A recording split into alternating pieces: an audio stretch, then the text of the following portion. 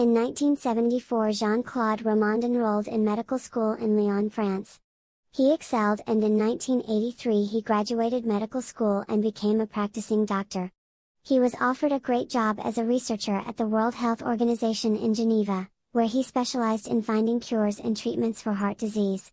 His wife wouldn't pass up any opportunity to brag to anyone who would listen how proud she was of her superhero husband, and their 2 children reveled in the fact that their dad was a genius scientist.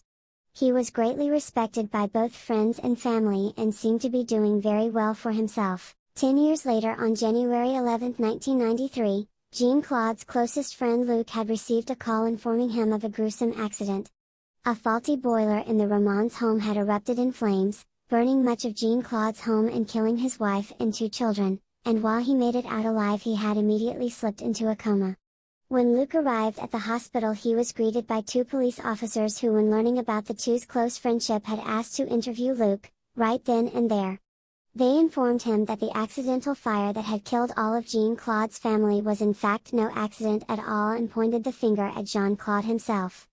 Luc professed that his friend would never do such a thing, that he was a well-respected doctor and family man, and that there had to be some kind of mistake.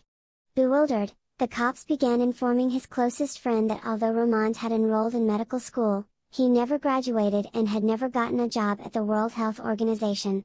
He would instead go there during the day, walk around the lobby and read pamphlets to waste time, when in reality he remained an unemployed medical student unable to pass the tests needed to become a physician. He would read travel guides on the various countries he claimed to visit, so when asked he wouldn't arouse suspicion.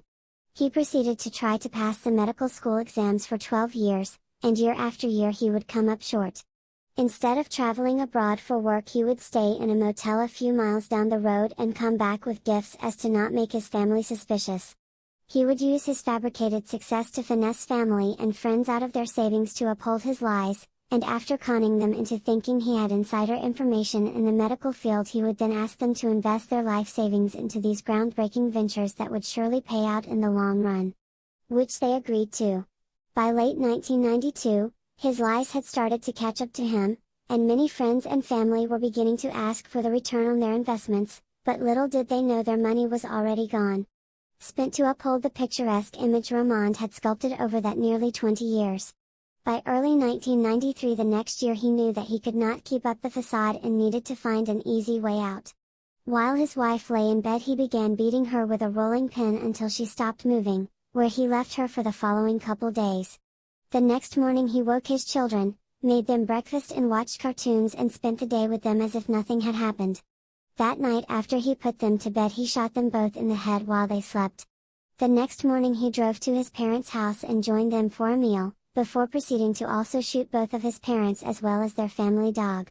He then drove back to his home where his family all laid lifeless, poured gasoline around his house, took a handful of sleeping pills, and lit the match. Unfortunately for him, the firefighters were able to rescue him from the burning building before he could take his own life, and as soon as he regained consciousness he was taken into custody, where he provided a full confession. In 1996 he was convicted of murder and given a life sentence, but in 2015 he became eligible for parole. In 2019 he was released, and as of today, is living as a free man.